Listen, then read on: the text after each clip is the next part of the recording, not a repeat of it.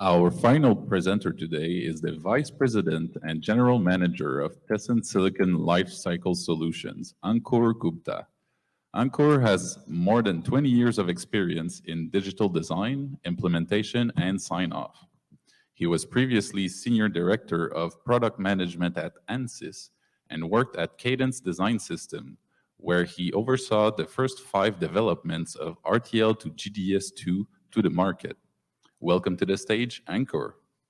Good morning, it's still morning, and hope you have enjoyed the presentations from Nilanjan and Darshan. So look forward to talking to you all offline. I'm going to start my talk on how to engineer a smarter future faster with this picture. This is a midjourney.ai generated picture, which I just did this weekend. And the prompt was, show me a picture of a data center with nature inside and outside. So this is the sort of, took about 1 minute, and it actually says, okay, give me some time, I'm generating the picture, and before I could blink, the picture was there. But it's doing this compute and generating something that is unthinkable even 4 or 5 years ago. So the smarter future is here, and we in the EDA community are helping realize this future even faster.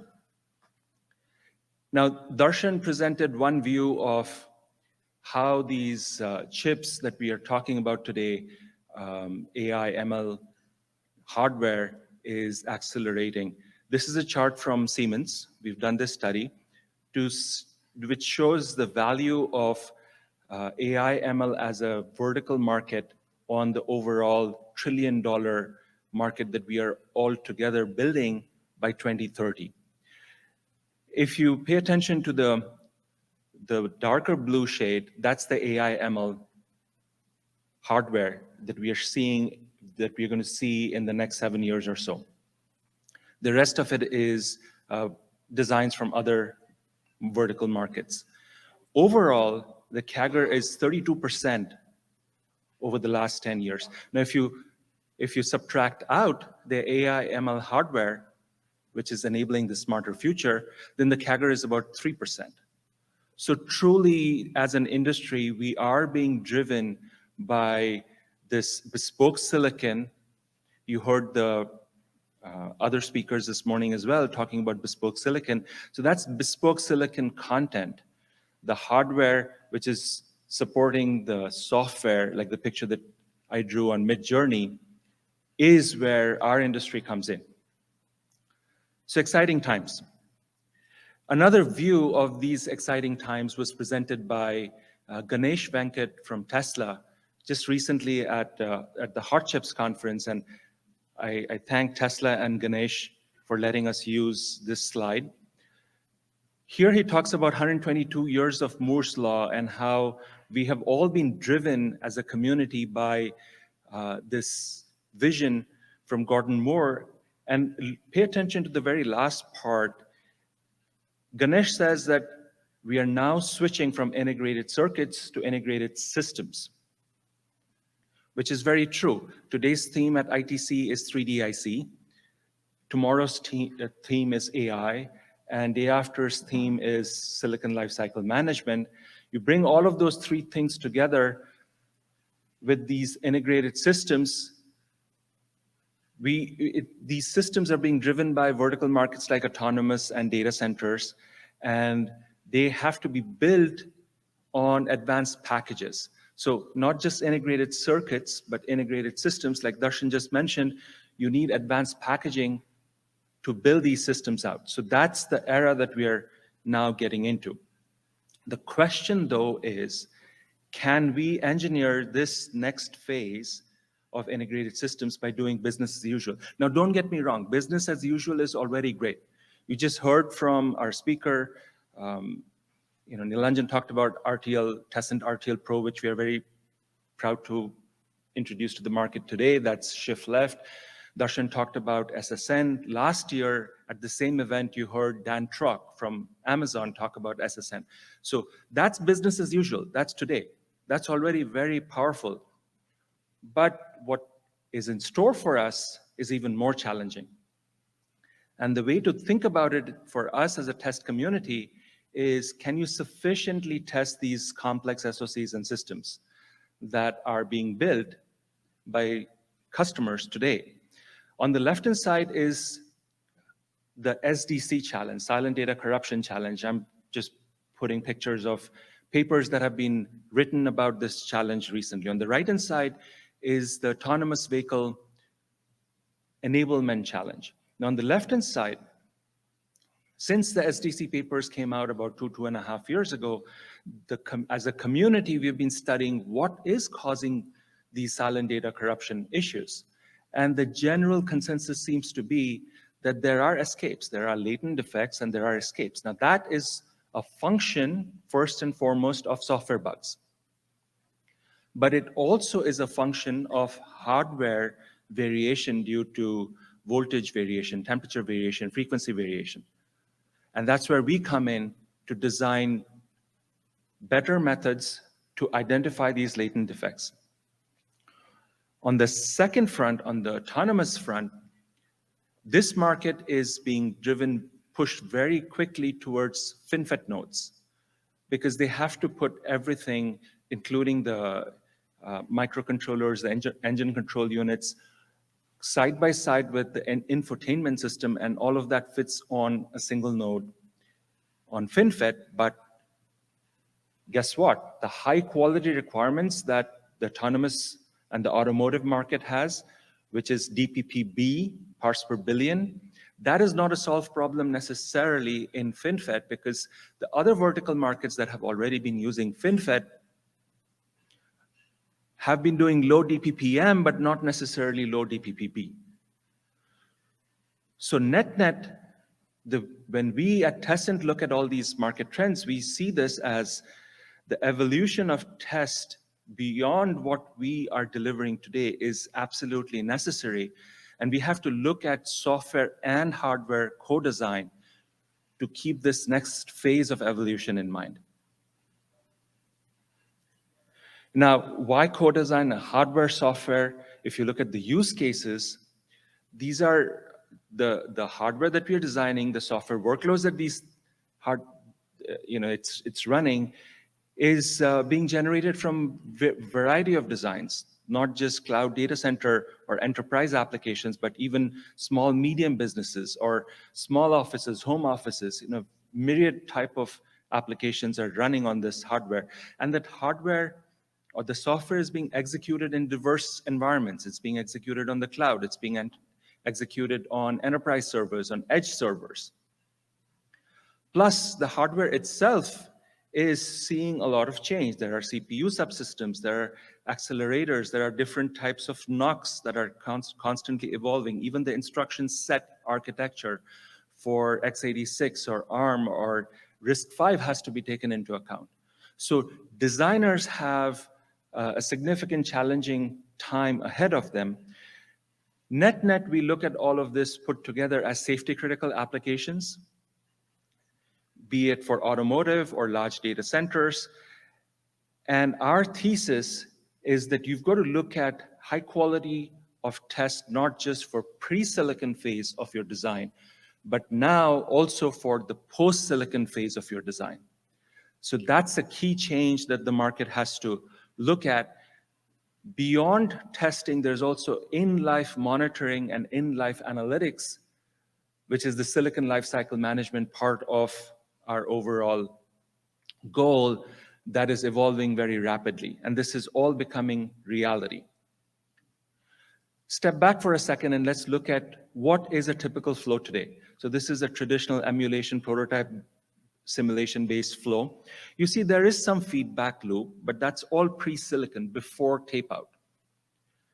Once the chip is taped out, it's like you lose visibility very rapidly.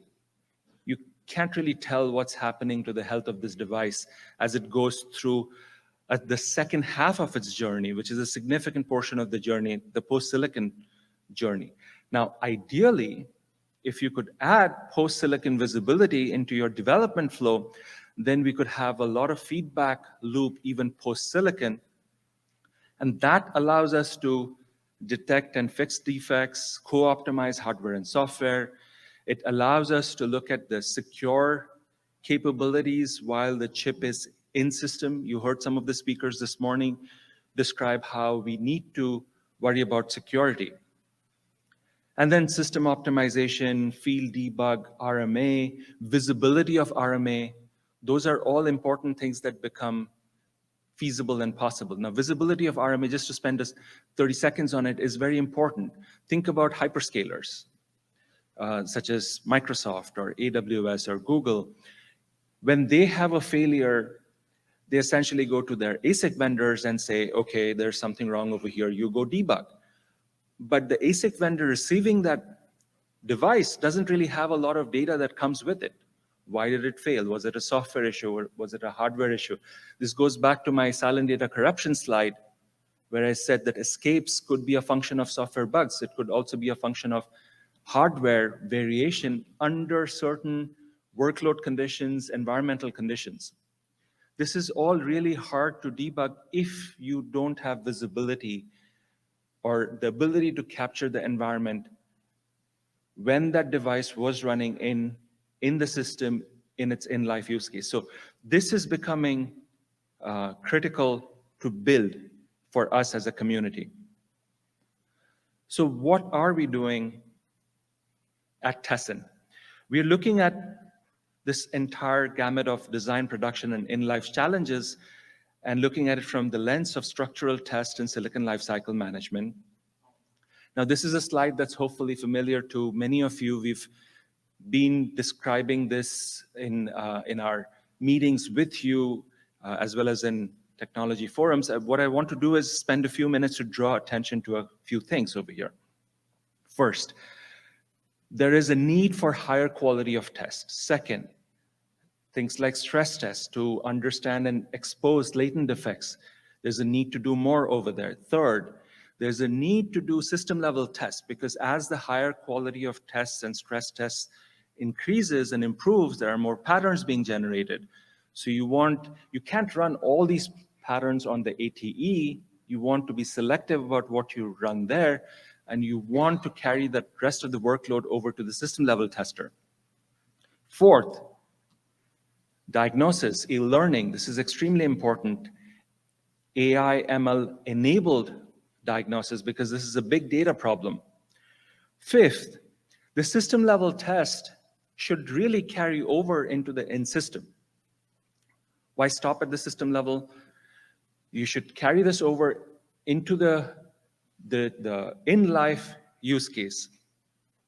And finally, whether it's in the lab or in system, you need to have remote orchestration for the hardware-software interaction and to be able to inspect the code as it's being executed so that you can identify, basically do functional monitoring. Now, we as a team, the Tessent team has been investing heavily in each one of these areas. In conferences such as ITC India this year, Nilanjan presented a talk that showed that for high quality of test, we have already been doing a lot of defect-oriented testing, but we are doing more. We are introducing timing awareness in cell-aware test so that you can identify near critical paths which can become critical because of accumulation of small delays. You can do more. You can study these paths across critical corners. It's not just a single corner world that we live in, it's multi-corners. On the stress testing side of things, we are working with key semiconductor partners to develop higher quality of stress test. On the system level testing side of things, we have under development capability to enable these high quality scan tests on a SLT. We are working with our partners on the testing side as well.